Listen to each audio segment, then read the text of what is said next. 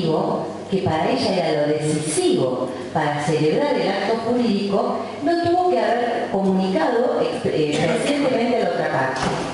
Ahora, si las dos son interesadas, puede ser implícitamente fijado. A ver, un ejemplo concreto. Algunos de ustedes mandan a estudiar a sus hijos a Buenos Aires. Y dicen, va a estudiar, no sé, Derecho en Buenos Aires. Resulta que un mes alquilan un departamento y le dicen, mire, nosotros lo vamos a alquilar porque mi hijo va a venir a estudiar. Un mes antes, su hijo dice, yo no quiero estudiar Derecho, me arrepentí, no tengo vocación, me quiero ir a estudiar, no sé, Biología Marina a Puerto Madryn. Entonces, ¿qué sentido tiene que ustedes tengan alquilado el departamento cuando el único objetivo que tengan que seguir pagando por todo el caso de la locación o pagar las indemnizaciones por rescisión anticipada, cuando ustedes tendrían o le comunicaban a la otra parte que el motivo de la celebración de ese contrato había sido este otro? O la persona que alquila la casa al lado, el departamento al lado, porque tiene un padre muy viejito que lo quiere cuidar. Y cuando va a terminar o está cerrando el contrato, se muere. Entonces ya perdió sentido la finalidad o el motivo por el cual estaba alquilando. Entonces, esto nos lleva o nos hace acordar el famoso caso de la coronación. ¿Se acuerdan del caso de la coronación de Enrique VII en Inglaterra? Que cuando lo iban a coronar, todos los que estaban, no me acuerdo cómo se llama la avenida, por donde iba a pasar el rey, o el futuro rey, habían alquilado los balcones porque querían ver toda la ceremonia. El rey se enfermó y tuvieron que postergar la coronación.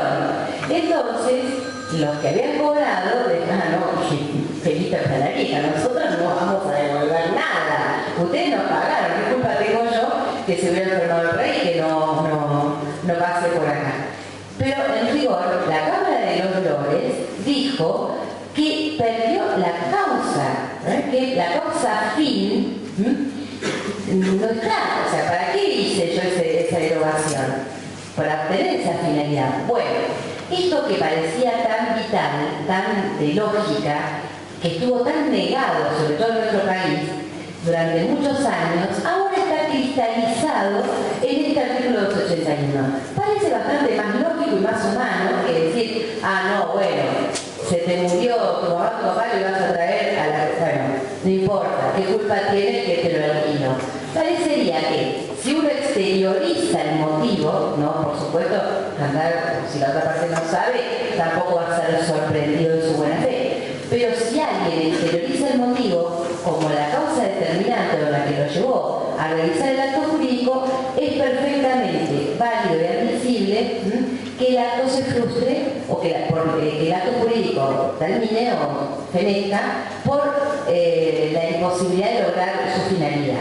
Entonces, la causa fin, que era el gran drama de si era o no elemento esencial del acto, sí, señores, hoy es elemento esencial del acto. No solamente la causa fuerte o eficiente. Bueno.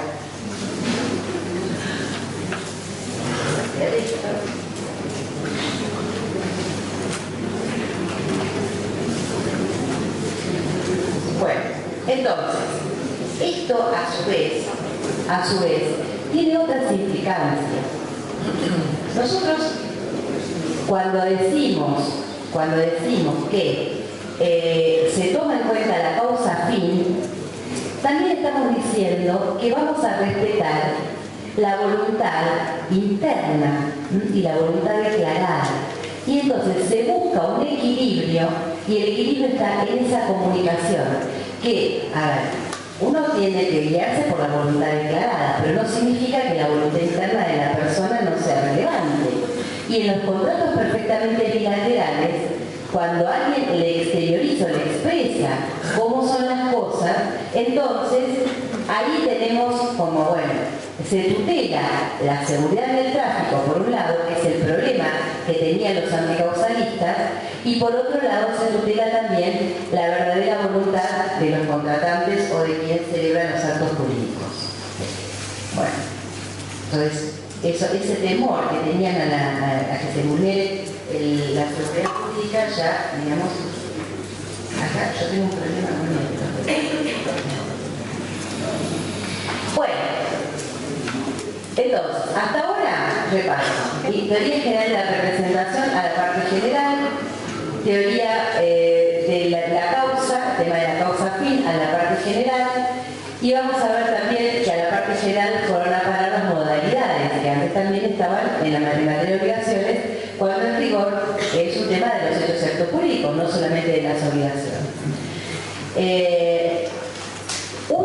Un acierto también, en mi juicio, de este código, que si bien uno lo podía elaborar en el código de Vélez, es saber distinguirlo con bastante cuidado y precisión lo que son, por un lado, los vicios de la voluntad y por el otro los vicios de los actos jurídicos. Y metodológicamente no ponerlos todos juntos, sino poner los vicios de la voluntad cuando estamos hablando de los actos jurídicos y después los vicios propios del acto cuando ya estamos, digamos, en la parte finita del acto jurídico, cuando estamos hablando ya de la estructura del acto jurídico. Bueno, cuando en la discordancia, nosotros decíamos, una falla en el discernimiento, en la intención o en la libertad, que son los tres elementos internos, o en la manifestación, estamos frente a un vicio del acto jurídico. Perdón, de la voluntad. ¿Cuál es lo que dice a la voluntad? El error, el dolo y la violencia. Vamos a empezar, a ver, nosotros cuando estudiábamos parte general, yo siempre decía lo mismo, ¿no? Salvaría de plomo a los chicos, hábleme del error, supuestos de error. Ahí los mataba, ¿viste? Cuando venían mal y decís, ¿qué hago? Error. Bueno, ahora no sé si los complicamos más. Cabrera salvaría de plomo porque venía mal, lo de matar nunca, de matar nunca. Simplemente cuando venían mal, decís, bueno, con esto termino porque si no, siempre algo te dicen, entonces te adaptan y dices, arrancó, pero no sabe esto, no sabe lo otro, es importante. Bueno, en materia de error, yo creo que ahora los podemos, ahí uno se da cuenta rapidísimo quién estudió por un libro viejo, por un apunte más viejo, porque cambió muchísimo. Y error fue un tema que la verdad uno decía sí, un vicio de la voluntad y demás, pero que no tenía, yo empecé a buscar los repertorios, no había nada, salvo algún caso de error en venta, en dimensiones, en el boleto, que se vendía, pongamos, por un metraje que no era, o error en la cualidad de la cosa, que creía que compraba tal cosa y compraba una calidad más berreta, ¿no es cierto? Pensaba que estaba comprando. Y en general eran cuestiones de nulidad de matrimonio. Caso de nulidad de matrimonio, sí, parecía como el error de identidad, y yo no sabía que tenía prontuario, resulta ser un asesino serial. No, nunca escuché, bueno, no sabe cocinar, esas cosas, pero error de la cualidad, yo pensé que tenía otro carácter, resultó ser una bruja mala, bueno. Esas cosas de error de la persona daban, pero ahora como encima uno puede decir, no va a haber causales de divorcio, entonces el error quedó vacío. No, señores, el error ahora va a tener una mayor incidencia. ¿Saben por qué? Por los contratos de consumo y por las condiciones generales de la contratación. El error pasó de ser la cenicienta que nos servía como salvavidas de plomo para abochar a alumnos que no estudiaban a ser uno de los vicios que va a tener más significación en el momento de tener que ver cuando vemos condiciones generales predispuestas, cuando vemos abuso de posición dominante que induce error en muchos casos y los contratos de consumo, cuando a uno le quieren vender gato por liebre, vamos a decirlo de una manera figurativa. Entonces, en estos casos el error cambió muchísimo, Bueno, al alumno que no sabía error, cuando, a ver, dígame, ¿cuándo el error da lugar a la nulidad del acto? Enseguida, algunos que cuando es esencial, de hecho y excusable, lo dijo. Bueno, a ver, enuméreme distintos supuestos de error. Error en la cualidad, error en la persona, lo dijo. El rigor, ahora si me dicen eso, tengo que decir, ¿sabe qué? Se equivocó. ¿Por qué? Porque nosotros cuando nos pregunten cómo tiene que ser el error o cuáles son las condiciones del error para dar lugar a la nulidad del acto, tenemos que decir, sí, error de hecho, porque la ignorancia de las leyes, eso sí, un principio igual, que está en el título preliminar, no se puede invocar la ignorancia o el error de derecho, esencial, porque bueno, obviamente no vamos a anular algo cuando es incidental, no tiene demasiada significación, pero el tema de la excusabilidad se terminó, se finí, nunca más. Ahora, y esto tiene que ver con lo que decía recién de los contratos de consumidor, el error no solamente entonces es de hecho esencial, sino reconocible. Cambiamos el ángulo de la observación en el caso de error. ¿Por qué decimos excusable? Y porque miramos a la persona que se equivocó o que invoca el error. Y lo miramos y decíamos, a ver, ¿cuál sería o cuál pudo haber, obró precipitadamente? ¿Se pudo haber dado cuenta que se equivocaba? La persona que cuando decíamos, a ver, la aplicamos al error, más que en derecho sustancial, en derecho procesal, cuando se equivocaba el abogado que iba a llevar un escrito y lo dejaba en el juzgado de al lado, entonces decía, error inexcusable, ¿no? Entonces le ponía error inexcusable. Y sin embargo, ahora tenemos que decir reconocible, pero no se le va a aplicar al tribunal la reconocibilidad, sino que ahora vamos a ponernos en la mirada del otro, no del que se equivoca. Porque decimos, a ver, error de cobró mal, mira, tenía que cobrar tanto, y la verdad que extendió el recibo por el total y le quedaba una suma importante adentro, sin pagar. Ah, bueno, pero es error de hecho, pero es inexcusable. ¿Cómo no va a saber cuánto le debe? Bueno, ahí tenemos el tema de la liberación putativa, con toda una historia. Pero, en definitiva, nos tomamos mucho esto de la inexcusabilidad del error. Ahora, al girar el eje a la reconocibilidad, la cosa se complica un poco. ¿Cuándo el error es reconocible? ¿Cuándo el error es reconocible? Cuando el destinatario de la declaración, por eso cambiamos el eje, lo pudo conocer según la naturaleza del acto, las circunstancias de la persona, tiempo y lugar. Es decir, cuando el otro pudo haber advertido que el que emitía la declaración se estaba equivocando. Ahora hay como una película, una distinción muy finita con el dolo. Con el dolo por omisión, porque si yo me doy cuenta que la otra persona se está equivocando y yo me callo la boca y sí, le sigo el tren, hasta podría decir, sí, mira qué bien, ¿no? O sea, ahí es como que habría dolo cuando hay una intencionalidad. Acá, para que no haya, la diferencia, es muy finita.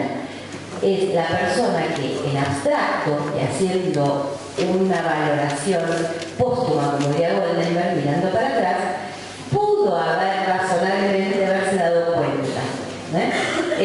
Si alguien, yo estoy contratando, supongamos, me voy de vacaciones y estoy contratando y pienso que, no sé, que tengo determinados servicios y no los tengo, y yo estoy como convencida y doy a entender, si la otra parte no me advirtió o no hizo una publicidad, esto también va a tener mucha incidencia, todo lo que es la publicidad engañosa y demás. Así que esto de que se creía que el error era como la parte más menos práctica, lo que eran los vicios de la voluntad, hoy en día están recontra equivocados, el error lo tienen ellos. Porque ahora el error me parece que todo lo que es que lleve engaño, eso ya sería hasta si se quiere más doloroso. Pero cuando la publicidad no es suficientemente clara, puede inducir error, la persona se está equivocando y el profesional o la persona experta no le advierte al profano, mire que esto es así, o no le explica con toda claridad, podemos caer en un error que es no reconocible. O mejor dicho, reconocible para la parte que está en mejores condiciones y que no se dé cuenta la persona que va a estar afectada. Entonces, acuérdense, de ahora en más basta con hablar de responsabilidad. Hay que hablar de reconocibilidad. Pero, y esto se engancha con algo que después vamos a ver cuando veamos los veamos unidades, que sí hay muchos cambios. Bueno, por supuesto, errores son más o menos lo mismo. Hay un supuesto que, bueno, el error de cálculo sigue siendo error de cálculo y se puede, espérate, con eso, se puede modificar. Claro, uno decía que los errores puramente aritméticos se pueden corroborar, y uno lo decía con una liviandad impresionante. Pero fíjense que si fuera un error de cálculo, pero yo estoy calculando que compré no sé cuántos kilos de trigo, resulta que no es, y estoy pagando un precio por ese quilaje, y resulta que es menos, no es un elemento accidental. Ahí el cálculo, ahí el error versó sobre un elemento esencial del contrato, la cosa tal vez, o el precio tal vez. Entonces, el principio del error de cálculo es subsanable a menos que sea determinante de consentimiento. Si yo quise pagarte, o que me pagues tanto por la cantidad que estamos vendiendo, resulta que vos me estás pagando pensando que es mucho más, y bueno, ahí ya no es solamente un error de cálculo, sino un error, en todo caso, en el objeto o en el precio. Bueno, pero lo que yo les decía era esto, que vamos a verlo con mayor detalle cuando veamos la ineficacia de los actos jurídicos. En materia de error no había una norma como esta. Y esto tiene que ver con, les tiro el título, el anticipo, el avance de lo que vamos a ver después, y es que el código, siguiendo los lineamientos de la doctrina más moderna, prefiere mantener la subsistencia del acto antes que la nulidad. Entonces, si el que se equivoca puede demostrar que era reconocible, que el contratante se pudo haber dado cuenta que estaba en engaño, pero el otro se aviene a realizar o ejecutar el acto en la forma o de la misma manera que el que se equivocó pretende, entonces ya no puede haber lugar para la nulidad. Rige acá el principio de subsistencia o de conservación del acto jurídico. Es decir, esto me hace acordar a lo que decía el artículo 54 de la lesión, que el acto se mantiene cuando el demandado ofrecía el reajuste equitativo. Acá el demandado ofrece ejecutar el acto tal cual lo entendió la otra persona, y entonces ya se salva la regularidad y el vicio y ya la nulidad no camina. ¿Estamos?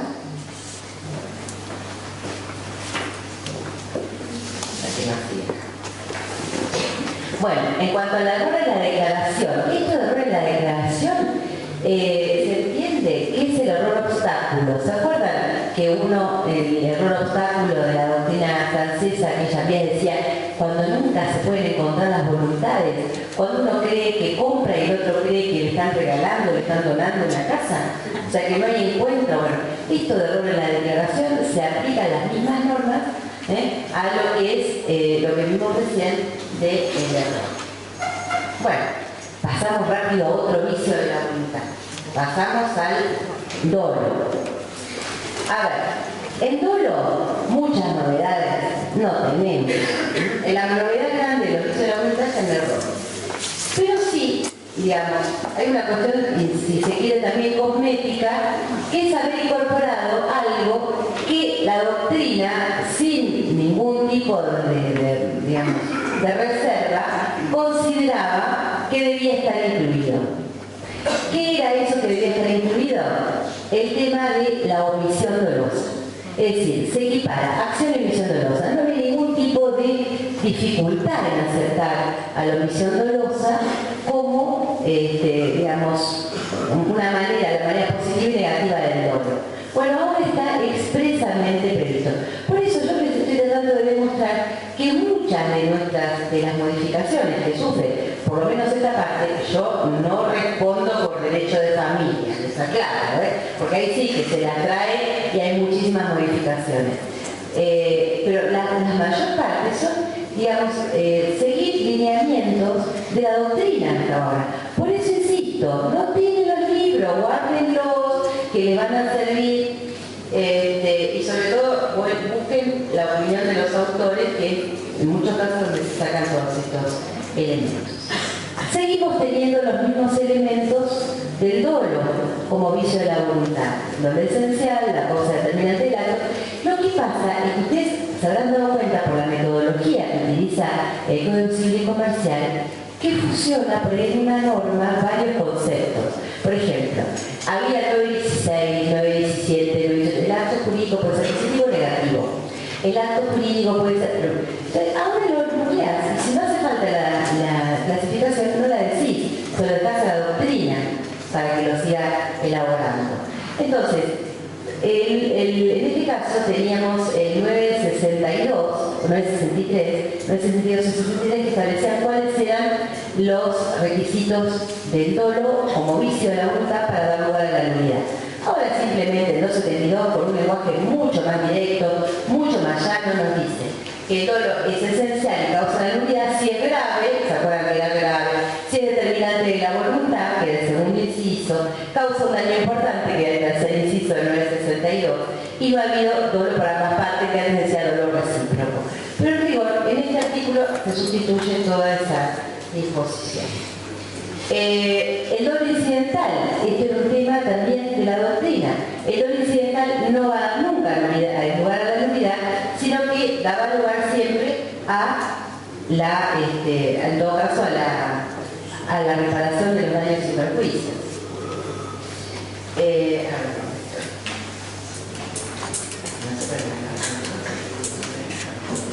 Bueno, acá sí hay una introducción, pero tampoco es sustancial. Cuando hablaba de la responsabilidad del acto doloso, se remitía a la responsabilidad por la violencia, a los artículos de violencia, 743 y demás. Ahora cada uno tiene su norma. Esto es una reproducción innecesaria en mi juicio, porque son dos normas exactamente iguales, el violencia y el dolo. Pero en definitiva, dice que el autor de dolo, entonces esencial incidental, responde. Y responde ya sea que el dolo lo hubiera cometido por sí o lo hubiera cometido un tercero. Es decir, cuando un tercero, ya sea en connivencia o no con una de las partes, comete dolo, es solidariamente responsable también. Entonces, lo que hace esta norma es, digamos, consagrar la solidaridad, la responsabilidad solidaria entre el tercero y el autor de dolo, si es que las personas están disociadas, las calidades que cometió dolo y el contratante, para establecer una responsabilidad solidaria que es la misma que se establecía antes, pero en otro lugar, digamos, del código. Violencia. Violencia era un artículo machista, totalmente machista, porque hacía diferencia si la violencia ejercía, ¿se acuerdan? El 743, si era ejercida de acuerdo al sexo, a los hábitos, no era lo mismo, decía, ¿no? Si la nota decía si es una mujer, la mujer era más asustadiza. Yo quiero que vea una mamá que se asusta más. No sé. Entonces, la verdad es que es algo corriendo, pero digamos, por fin, además, le daba pautas al juez en función de, bueno, ojo, ¿no? Si es una persona inculta, bueno, téngale más paciencia. Bueno, ahora establece pautas generales de valoración de cuándo pudo haber violencia. Se eliminó todo lo que era digamos, lo que podía ser, o la derivación de lo que era obediencia debida, o el temor reverencial. ¿Se acuerdan del temor reverencial? Bueno, ya no está. Simplemente la fuerza de intimidación, ahora, por supuesto, nadie puede hacer violencia por justicia por mano propia, es decir, si yo estoy sufriendo violencia, por ejemplo, un secuestro extorsivo, me dicen, está secuestrado, eso llama, bueno, que está secuestrado un hijo tuyo, tenés que firmar tal acto jurídico, porque si no va a ser boleta. Bueno, evidentemente si yo no tengo tiempo para ir a buscar la autoridad judicial, estoy sujeta a una violencia, en todo caso una coacción, una violencia moral, en donde obré coaccionada eligiendo lo que yo entendiera el mal menor. Pero bueno, también la relevancia de las amenazas va a ser juzgada gracias al código teniendo en cuenta la situación del amenazado y las demás circunstancias del caso, no ya en función de si es mujer, de ser varón y demás. claro, si viene un nenito con un revólver de juguete y me dice, si no me compras caramelos, te mato, y bueno, evidentemente eso no va a ser ningún indicio de nada. Ahora, si me secuestraron un hijo, ya es otra cosa. Bueno, lo mismo dice en cuanto a la fuerza física irresistible. Nosotros es un criterio que lo teníamos, que podía ser ejecutado por la otra parte de un tercero, y acá vuelve a reproducir la responsabilidad solidaria que veíamos recién y que ya tenía una consagración expresa en violencia, que ahora, bueno, como les decía, cada vicio tiene su propia norma de responsabilidad. Bueno, vamos un poco a la forma, pero no a la forma como hablábamos recién, positivo o negativo, una manera de exteriorizar la voluntad, sino a lo que llamamos formalidades del acto, donde sí hay novedades. Si a ustedes les parece que voy rápido, me dicen, ¿eh? Bueno, principios generales de libertad de las formas. Esto lo tenemos ya sabido. Principios generales de libertad de las formas. Las partes por utilizar nada que son más convenientes a menos que la ley imponga una forma de expresión. Eso ya es un principio que ya teníamos establecido de la época hebrea. Tenemos la forma impuesta. Esto es un artículo que es muy parecido al 1885. Cuando no tenemos la forma que la ley impone, no le vamos a decir que el acto no tiene ningún tipo de valor, sino que vamos a considerar que las partes se obligaron a elevarlo, a darle la forma que la ley establece. Es lo que establecía el código con los boletos de compra-venta, es decir, no puede crear actos para transmitir el dominio, pero sí para elevarlo a escritura pública, a través del juicio de escrituración. Bueno, una norma similar en cuanto a forma impuesta, pero más genérica, contiene el mismo principio, establece el artículo 285 del Código Civil y Comercial. Bueno, hay algunas novedades en esto. Algunas que me sorprendieron, a ver, la expresión por escrito, dice el código, antes nosotros que decíamos instrumentos públicos, instrumentos privados.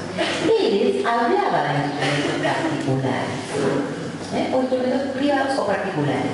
Y la doctrina había interpretado que era un sinónimo. Instrumento privado era sinónimo de instrumento particular. Salvo algún autor bastante sagaz, López Olaciregui, me acuerdo, o algún otro, que dice no. El instrumento particular no es igual al instrumento privado. Tienen diferencias. De esas diferencias se hace cargo el Código Civil y Comercial. Ya ahora los trata y lo dice expresamente que no es lo mismo. Es decir, el instrumento particular es una especie de instrumento privado, pero no se identifica con el instrumento privado. ¿Por qué? Por ejemplo, a ver. Dice, la expresión escrita puede tener lugar por instrumentos públicos o instrumentos particulares firmados o no firmados.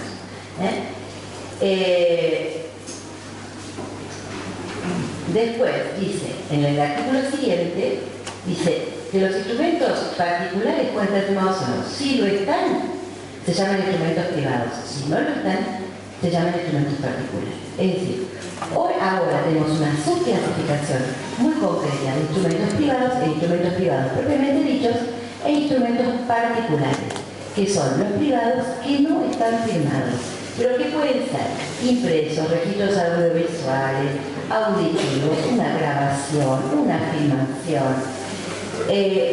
Tenemos inclusive, al no estar firmados, todo lo que significa, por ejemplo, el boletito del recibo del cajero cuando yo voy depósito, que siempre me dio terror, a ver cómo hago si no tengo instrumento. Siempre nosotros teníamos, a ver, a un depósito o a un pago por cajero me dan el comprobante, pero no tiene firma.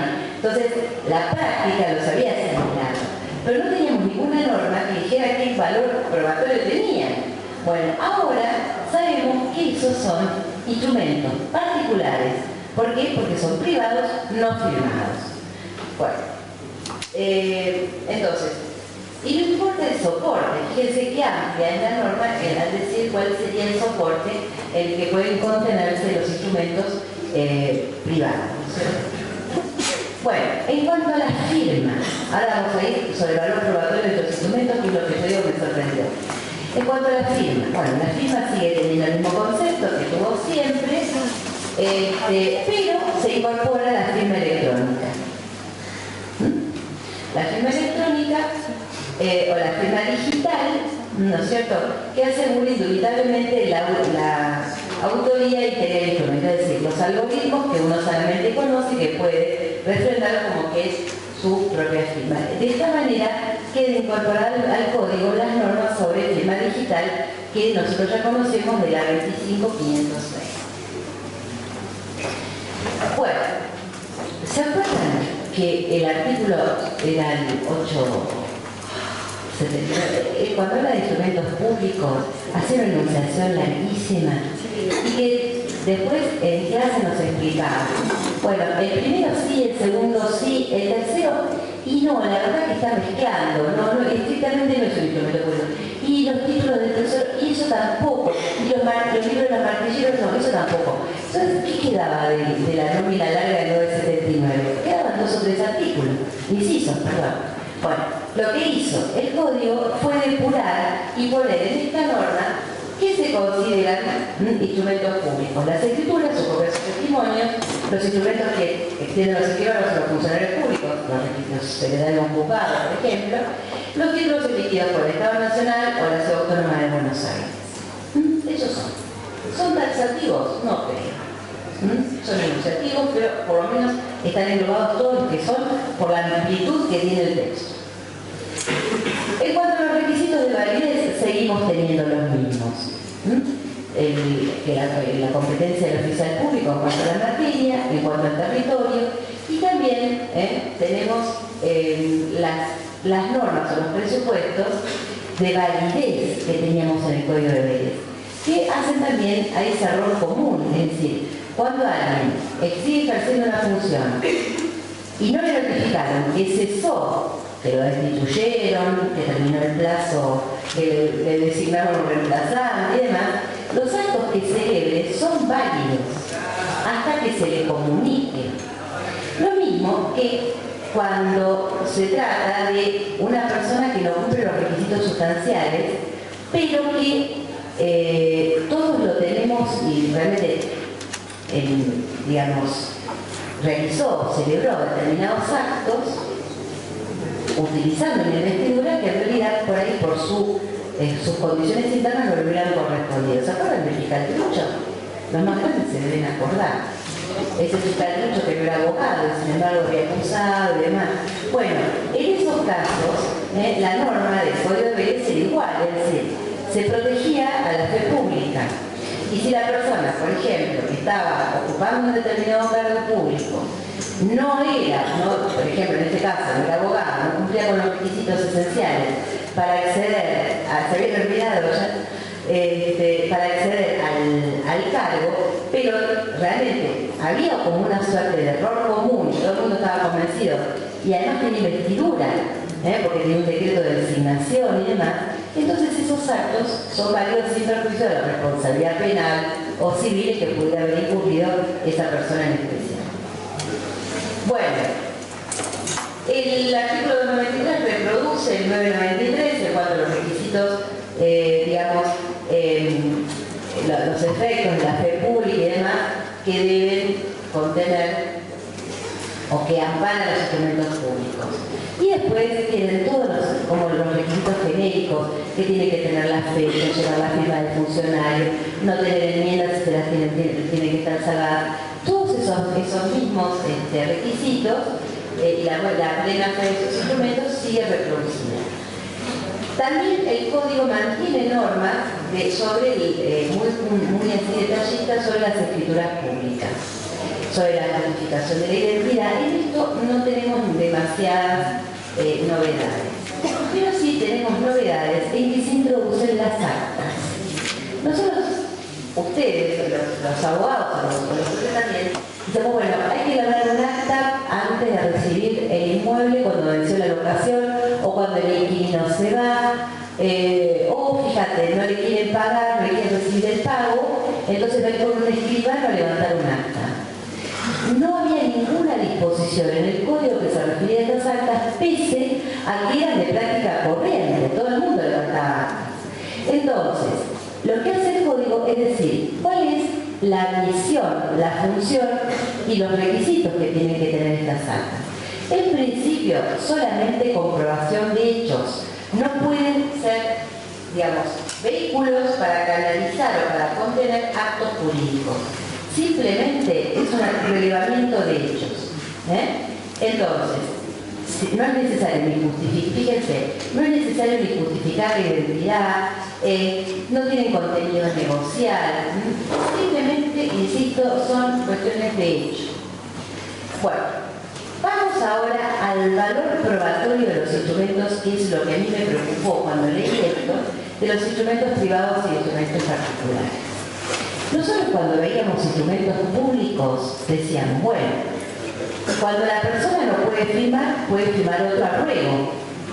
Y estaba permitido en un instrumento público porque decíamos, el escribano o el funcionario público da fe de que alguien le pidió a otro que firme su nombre. Entonces, la intervención del oficial público era lo que daba por probado y que garantizaba la seriedad de este tipo de valor, el valor probatorio de la firma arruego, por ejemplo. En instrumentos privados, nosotros, por lo menos que siempre enseñábamos, no está permitida ni la firma arruego ni la impresión digital, porque la impresión digital, ¿qué demuestra? En todo caso, identidad. Nosotros tenemos la impresión digital, Juan Bucetich, que dijo, bueno, todos tenemos una impresión digital que no se repite. Pero no dijo nada, eso no significa que haya voluntad. Los muertos pueden poner una impresión digital. ¿Se acuerdan que hubo una señora que cortaban las manos para, bueno, según parece? Bueno, y después muerto. Bueno, entonces, no garantiza la voluntad, no garantiza que sea expresión de voluntad de realizar un acto jurídico. Pero decíamos, ni siquiera entonces lo admitían, además. Vélez decía que no podía dar firmas, que ni la firma no se podía sustituir por signos o iniciales, y se consideraba en forma unánime que la impresión digital estaba dentro de esos signos que no podían sustituir a la firma. Bueno, hoy en día el código da la posibilidad de que en los instrumentos privados se realice la firma luego o se ponga la impresión digital. Eso la verdad me desconcertó. Pero después, bueno, dentro de todo tenemos la posibilidad de valorarlo. Dice entonces que la persona que no sabe firmar puede o que no puede firmar, bueno, se va a valorar de acuerdo a las circunstancias del caso. Si estuvo en Bariloche y se fracturó la mano derecha y es diestro, si va con dos personas y le rueda a dos personas, podemos llegar a decir que, bueno, hay algún tipo, puede servir como principio de prueba por escrito, o hay algún elemento como para ver la seriedad. Pero si es una persona analfabeta, y vemos la impresión digital y los testigos que dicen, sí, no, le robó, que firme a otro por sí al lado de la impresión digital, y yo no sé cuántos jueces lo van a tener por válido eso. Pero bueno, es una novedad. A mí la verdad no me simpatiza, me sorprendió, pero bueno, está. Bueno, mantiene todos los requisitos de los instrumentos privados que tienen que contener fecha cierta. Tiene una fórmula bastante más abierta que la que tenía en 1034 del Código de Vélez, que hace una numeración bastante de 4 incisos, ¿no? Pero bueno, la doctrina decía que no era taxativa, sino que cada situación en la que con posterioridad uno podría haber inferido que esa persona no firmó, entonces vamos a tomarla como fecha cierta. Bueno, acá es la fórmula que utiliza. En lugar de hacer enumeraciones de qué casos podrían considerarse fecha cierta, utiliza una fórmula bastante amplia. Bueno, a ver. Esto es lo que yo les decía recién. El valor probatorio de los instrumentos particulares debe ser apreciado por el juez, ponderando, entre otras pautas, la congruencia entre lo sucedido y lo narrado, la precisión y claridad técnica del texto, los usos y las prácticas. Lo fundamental para mí es la congruencia, lo que decía, si una persona se cuenta de que lo que le están haciendo firmar con la impresión digital es una cosa. Las relaciones precedentes, la confiabilidad de los soportes, los procedimientos técnicos. Bueno, pasamos a los vicios del negocio jurídico. ¿Se acuerdan que les dije que uno de los aciertos del código era distinguir los vicios de la voluntad, error, dolor y violencia, y los vicios propios del acto jurídico? ¿Cuáles son? Fraude, simulación y lesión. La lesión era un vicio que los autores estaban un poco desorientados. No decían, ¿es un vicio de la voluntad o es un vicio propio del acto? El código se jugó y dijo que es un vicio propio del acto. Listo, ya está. Se finí, terminó la tradición. Vamos por la lesión, que es la más fácil.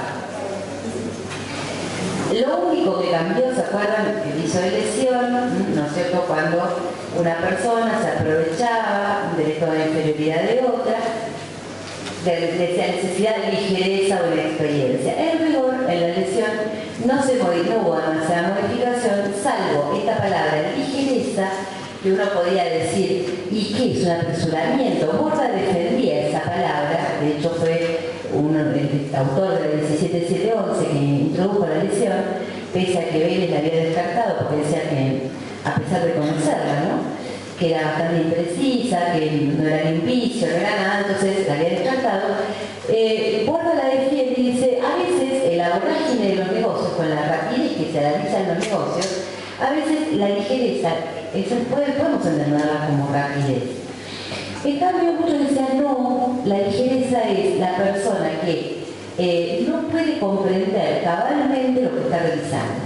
Entonces lo asimilaban a los supuestos, ¿se acuerdan del 152 bis?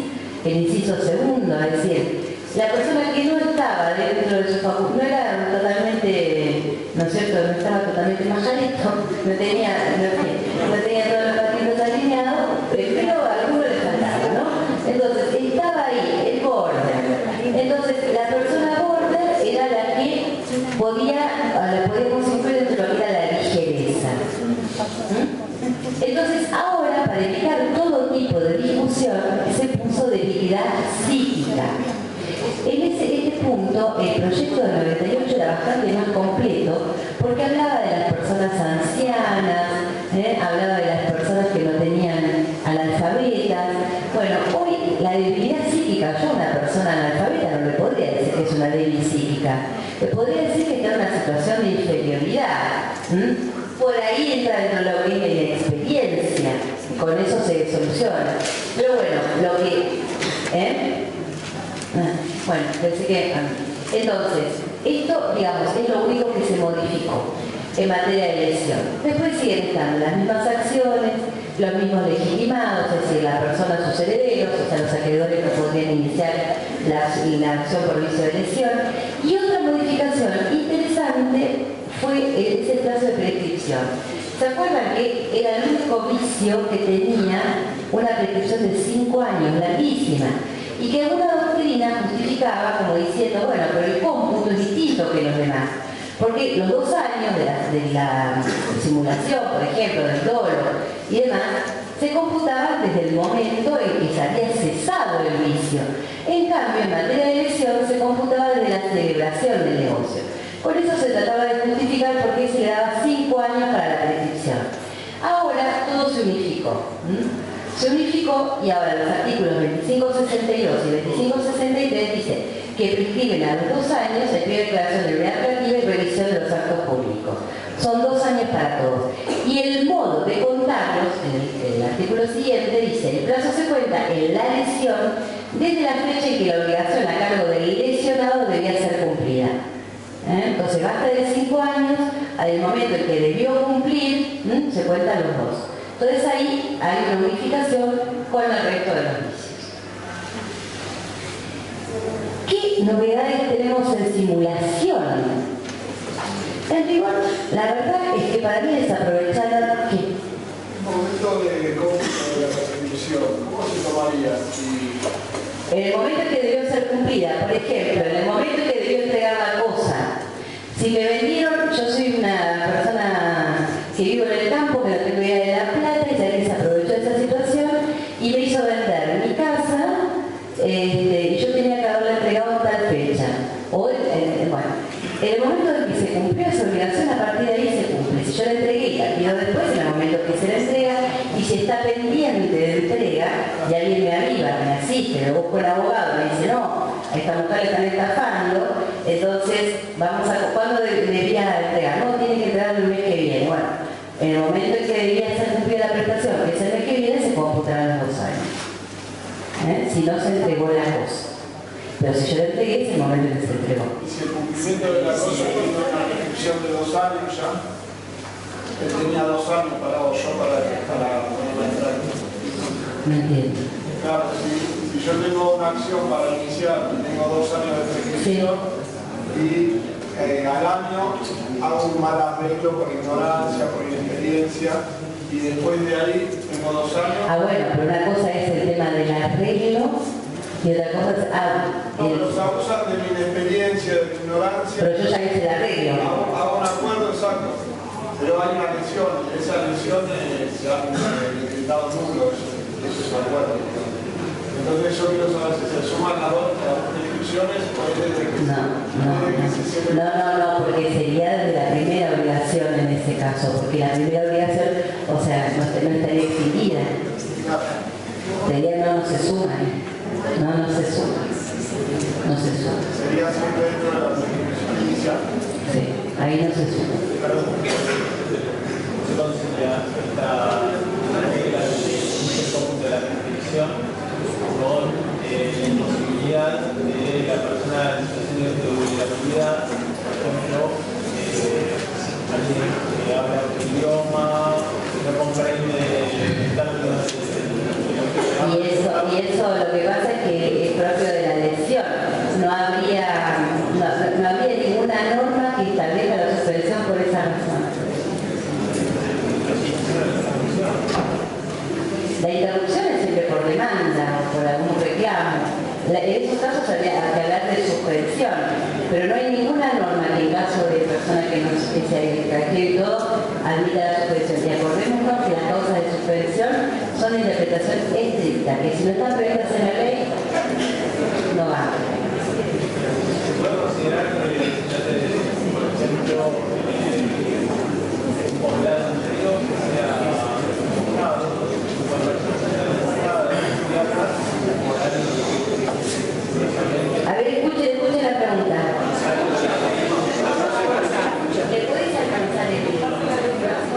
alguien que escrupulosamente abusándose de la diferencia cultural? Como si fuera un pueblo originario. En negro tenemos esta regla desde el 88. ¿Cómo? En negro rige esta regla desde el 88. ¿Cuál regla, perdón? De que el abuso de la diferencia cultural es una lesión prohibida por la ley que obliga a la investigación de oficio de parte de la provincia en caso de abuso. Pero eso es materia penal, No, materia civil. Pero es rarísimo, porque no puede modificar una ley provincial del Código Civil porque violaría las competencias constitucionales, porque el Código Civil es materia de la nación. No, estoy planteando justamente que esto está en una ley esencial en materia de derechos de pueblos indígenas en la provincia de Río Negro. Pero es una ley provincial. Y el Código Civil es materia delegada a la nación. Entonces una ley provincial no la puede... Debajo del Código del Convenio 169 de la OIT y en el artículo primero y segundo del Código Civil hay una... De los derechos humanos. La pregunta es cómo se concilia el inicio del cómputo de la prescripción en un caso de abuso de la diferencia cultural que está en el Convenio 169 como una prohibición y una obligación de restitución de las tierras, por ejemplo, a pueblos indígenas, pero podrían ser también a campesinos que hoy tienen una ley específica, una ley nacional también, posterior a la revisión del Código Civil, que se sancionó en diciembre del 2014, y que protege la cultura campesina, que son habituales víctimas de fraude de campos de tierra, muy frecuente. Entonces, ¿cómo habría que interpretar? ¿Y qué caso de prescripción tienen? Porque la verdad que a mí me llama mucho, me gustaría ver esas normas. Por ejemplo, si las podés conseguir, las vemos a ver en breve. Por ejemplo, porque me parece muy raro que haya superposición, porque estas normas no pueden modificar normas que son delegadas, algo que sea una ley nacional. ¿Por Porque una ley provincial, por más que tenga un convenio firmado con quien sea, no puede asumir facultades que fueron delegadas a la nación. Por ejemplo, en el caso de la 2938, que es la ley de procedimiento administrativo en Claro, estamos en la órbita administrativa, no en la órbita del derecho civil. Lo que pasa es que se otorgan actos privados en los cuales interviene la administración, porque se tratan muchas veces de transferencias de tierra. Pero yo creo que entonces habría que ver si esos no son actos de derecho administrativo, que no se juntan con esto, que prevalecen tal vez, que tienen prevalencia por la constitución local sobre determinado, pero el tema sale, se queda sustraído de la legislación común. Por lo que estoy escuchando, sería bueno que en el break bajemos esa ley y demos una mirada.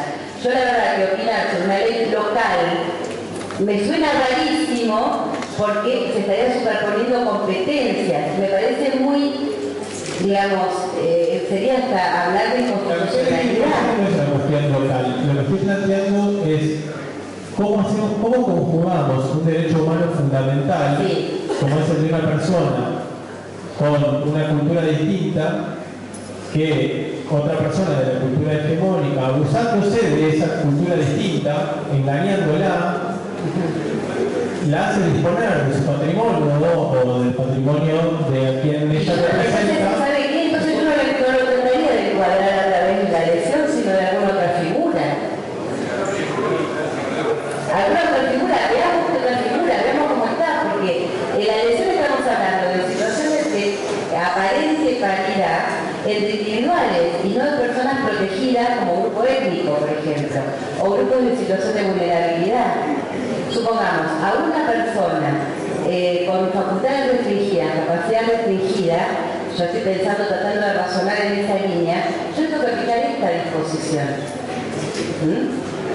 Lamentablemente, porque es la manera de unificar todo. Ahora, si ustedes me dicen, hay una causal de suspensión, y tendríamos que analizar si hay una causal de suspensión que abarque estas situaciones mientras dura la situación de inferioridad. Sino, a mí me da la impresión, por eso me gustaría ver esta norma local, me da la impresión de que esto queda sustraído del derecho común y pasa a integrar otro segmento del derecho. Entonces, no va a regirse por la ley, por el código de la parte de prescripción en materia de lesión, sino por otras normas. Eso es lo que me parece, que no se va a aplicar acá.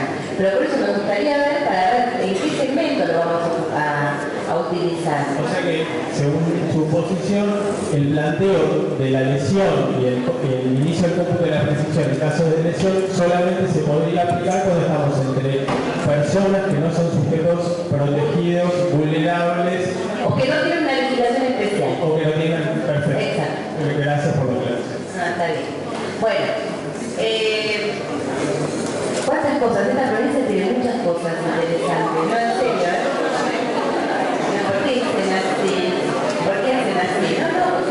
Sobre todo, miren, esto al margen, entre paréntesis, antes de seguir con esto, pero tienen muy buenas, en materia de bioética, en materia tienen muy buenas normas ustedes, muy avanzadas.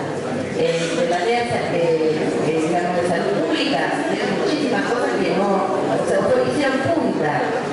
Por eso me parece muy interesante el planteo. Bueno, a ver, en materia de simulación, esto es bastante aburrido todo, pero seguro que pueda venir algo más divertido. Bueno, en materia de simulación, ¿qué tenemos? Para mí se perdió la oportunidad de poder decidir. Absoluta y relativa. Se siguió con el mismo tema de Vélez, haciendo una definición descriptiva de las conductas que dan lugar a la simulación.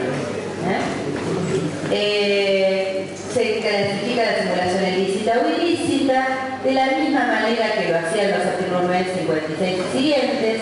No tenemos, digamos, en este punto modificaciones de importancia. A ver. En materia de la acción de simulación, sigue el código tratando, por un lado, cuando le inician las partes entre sí o cuando le inician los terceros.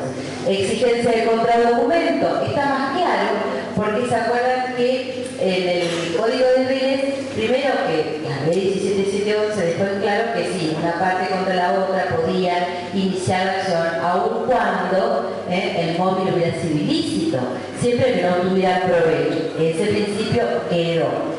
Y en cuanto al contradocumento, ¿se acuerdan que antes de la 17711, si no tenías el contradocumento, te rechazaban la demanda? Ahora tenías que probar, después de la 1711, por qué no tenés el contradocumento, probar que ya la simulación y además por qué no lo tenías. Bueno, esos supuestos, digamos, estos dos vectores quedaron incorporados al Código Civil y Comercial. Bueno, el tema también del contradocumento como prueba principal y el tema de que los terceros en una acción de simulación pueden valerse de cualquier medio de prueba, era obvio, ¿no? O sea, esto quedó. Las partes saben entre sí que tienen el contradocumento. A los terceros, ¿quién va a encontrar un contradocumento para hacerlo valer? Entonces, realmente esto se mantiene en los mismos principios. Ahora, acá hay una modificación. Nosotros cuando veíamos, a ver, cuál es la simulación, aparte de ser un vicio propio del acto, es un remedio que la ley prevé, la acción de simulación, perdón, para incorporar bienes al patrimonio de una persona para que los acreedores puedan, a diferencia de lo que vamos a ver con la acción de fraude, que sí tuvo modificaciones importantes, vamos a ver que en materia de simulación lo que se busca es que ingrese nuevamente al patrimonio del ficticio enajenante para que los acreedores aprovechen, todos los acreedores, de esa situación y se puedan cobrar las deudas. ¿Qué pasa cuando el bien se va transmitiendo sucesivamente a muchas personas? Llega un punto que encontramos un tercero de buena fe, título oneroso, y ahí ya no le podíamos decir, bueno, devuelva la cosa, vamos a incorporarla. Entonces, ¿y qué queda para el acreedor? Directamente que le inicie la acción de daños, y a veces son insolventes. Entonces, este código incorpora algo que es novedoso, que no lo tenía en el proyecto del 98. Es decir, en el caso de que hubiera habido sucesivas transmisiones y no se pueda incorporar al patrimonio del originario enajenante el inmueble, responden todos los de la cadena. Y si hay alguno a título gratuito, pero aunque sea de buena mala fe, pero a título gratuito, ¿se acuerdan que cuando había alguien de buena fe en toda la cadena de transmisiones, pero alguien a título gratuito no nos importaba si era de buena o mala fe? ¿Se acuerdan? Ahora, ¿saben qué? Y no lo alcanzaba, porque bueno, ahora, si ese título gratuito vendió o enajenó a un tercero y él fue el que frustró el acceso o el ingreso del bien nuevamente al patrimonio del deudor, va a responder también. Nosotros hasta ahora nunca habíamos hecho responder al adquirente a título gratuito por la imposibilidad de incorporar el bien al patrimonio. Ahora va a responder en la medida de su enriquecimiento. Entonces, si este señor fue un donatario, supongamos, alguien le donó, él no sabía, no importa, que se estaba desprendiendo de bienes, el original, el transmitente, para eludir la acción de los acreedores, y él a su vez se lo transmitió a un tercero de buena fe, título oneroso, va a tener que responder con el precio que percibió de la venta, que antes quedaba marginado, ahora queda enganchado en la acción de daños. Esto es una novedad también del código, que no tenía precedentes. Parece bien. Bueno, entonces, tutela a los acreedores de la pareja titular que ejecutaban el bien, entonces se indemniza, bueno, esto es un poco el principio de recién, cuando la cosa no puede ingresar al patrimonio del deudor porque fue transmitido a su adquirente de buena fe a título oneroso. Bueno, yo tendría que empezar con fraude, pero tenemos 5 minutos. Yo diría cortar acá, vayan a votar y seguimos enseguida, porque viene el fraude, viene el 10 y viene